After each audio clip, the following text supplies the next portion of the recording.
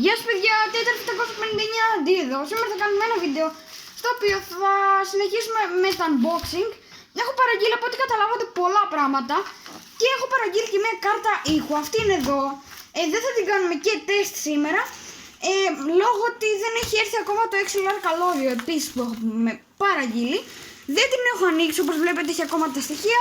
Είναι σε αυτό το πράγμα. Ναι, πάμε να την ανοίξουμε. Θα την ανοίξω εδώ. Θα της κάνω μια εκπομπή βασικά.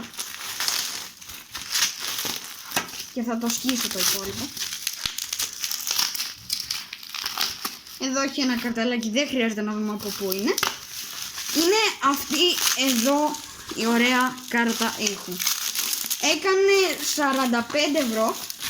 Είναι πολύ φθηνή κάρτα ήχου. Φυσικά δεν θα παίρνουμε καμία της Focusrite που κάνει 100 κάτι ευρώ.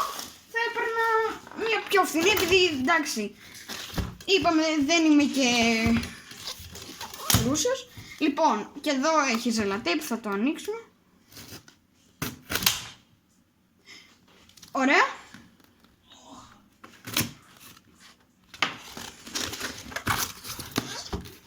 Τα ανοίγουμε εδώ.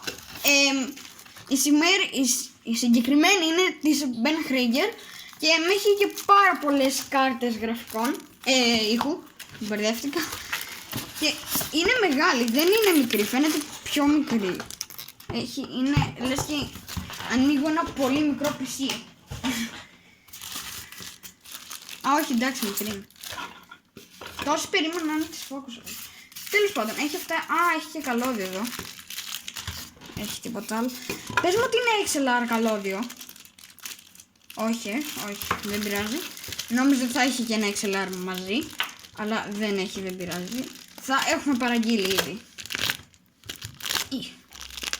Επειδή το μικρόφωνο μου καταλήγει σε 3 mm jack,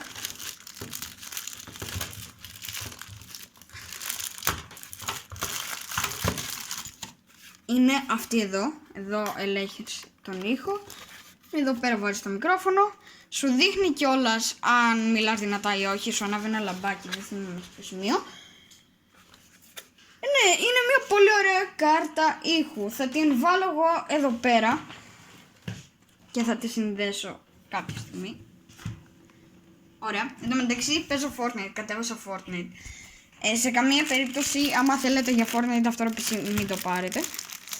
Έχει πολύ λίγη ανάλυση, θα το πούμε στο setup του 2K το 2021 τέλος πάντων. Ανοίγουμε και το καλώδιο. Ωραία. Και ναι. Επίσης από το μικρόφωνο μου, το φέρνω εδώ πέρα, έχει από, δείτε, έχει από εδώ XLR, αλλά ναι, δεν καταλήγει σε XLR. Λοιπόν, θα το συνδέσω τώρα, ναι, αυτό μπαίνει εδώ και πάει σε USB, σε όποια θύρα USB θες. Και θα το συνδέσω κάπου πίσω. Για cable management εξωτερικά βλέπετε εδώ πέρα είναι χάλια. Αλλά ναι, επίσης να πω ότι αυτό είναι να με μαζεύει, δεν θυμάμαι. Επίσης να πω ότι το πληκτρολόγιο είναι πάρα πολύ καλό. Με έχει βολέψει πάρα πολύ. Ειδικά όταν ξέρω εγώ είμαι αγχωμένος, παίζω Fortnite, Minecraft. Ναι, παίζω ακόμα Minecraft.